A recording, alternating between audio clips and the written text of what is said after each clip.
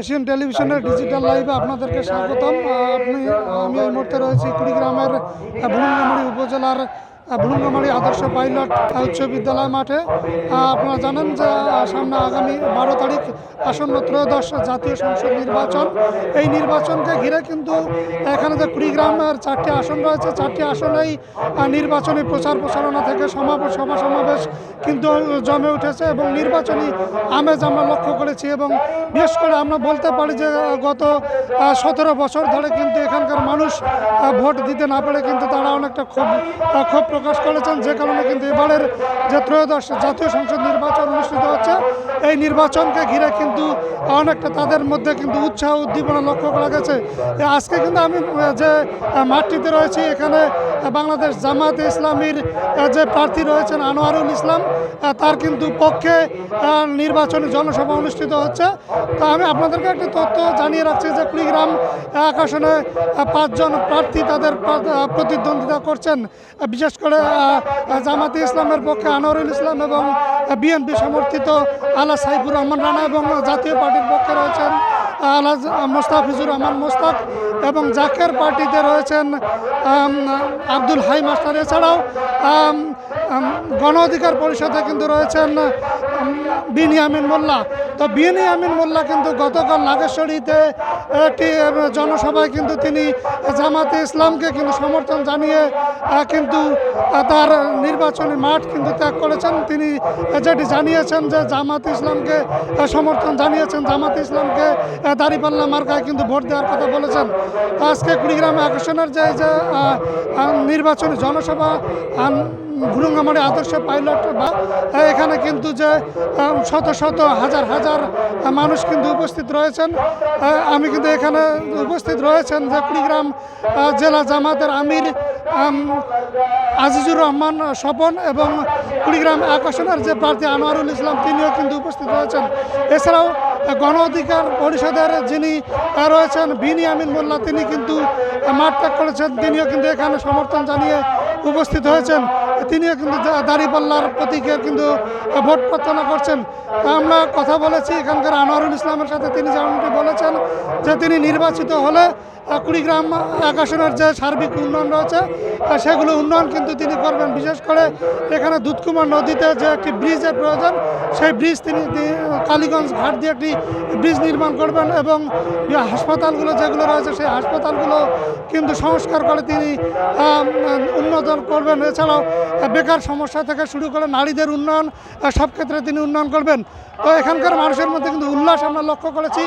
তারা যেমনটি আশা করছেন যে বিপুল পরিমাণের ভোটের ব্যবধানে তারা জয়লাভ করবেন। তো আমি এখানে কয়েকজনের সাথে কথা বলবো, আমরা তাদের কাছে জানবো যে কি পরিমাণ তারা ভোটের প্রত্যাশা করছেন এবং এখানে এই জামাত প্রার্থীকে তিনি কি পরিমাণ ভোটে জয় লাভ করতে পারেন।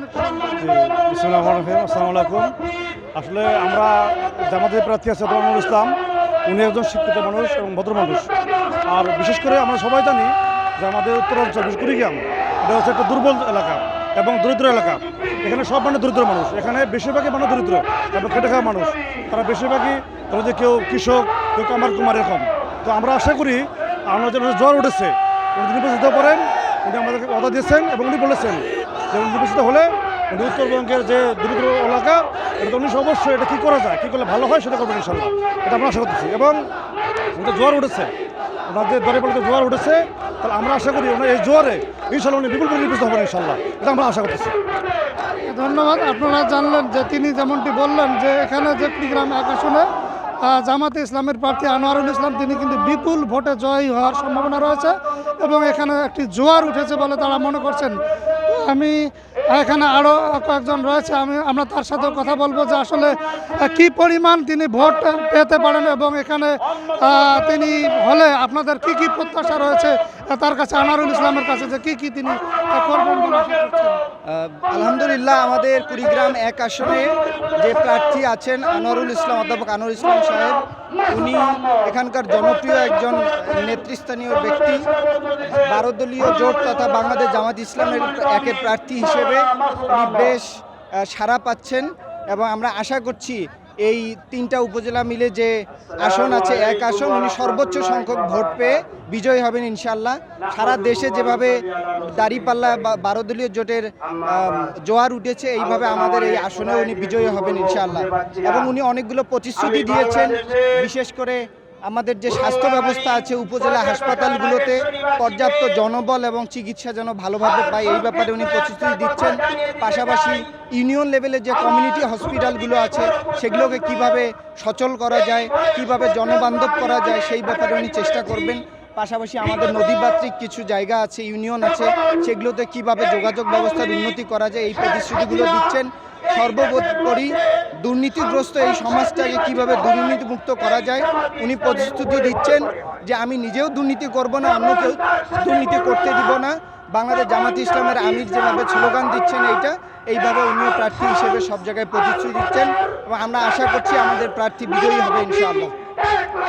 ধন্যবাদ। আপনারা যেমনটি শুনছিলেন যে কুড়িগ্রাম এক আসনের যে জামাতে ইসলামের প্রার্থী রয়েছেন তিনি কিন্তু ইনসাফ ভিত্তিক এবং দুর্নীতিমুক্ত বাংলাদেশ গড়বার লক্ষ্যে, দুর্নীতিমুক্ত কুড়িগ্রাম এক আসন গড়বার লক্ষ্যে কিন্তু তিনি নির্বাচন করছেন। আমরা তার সাথেও কথা বলেছি, তিনিও আমাদেরকে বলেছেন যে এই কুড়িগ্রাম এক আসন বিশেষ করে নাগেশ্বরী, ভুলুঙ্গামারী উপজেলা এবং এখানে 3টি থানা রয়েছে, নাগেশ্বরী, ভুলুঙ্গামারী এবং কচাকাটা থানা। এই 3টি থানায় যাতে কোনো দুর্নীতি না হয়, কোনো চাঁদাবাজি না হয় এবং ইনসাফ ভিত্তিক একটি আসন এখানকার মানুষ যাতে সুন্দরভাবে বসবাস করতে পারেন। এই ছিল আজকে কুড়িগ্রামের এক আসন থেকে সর্বশেষ খবর।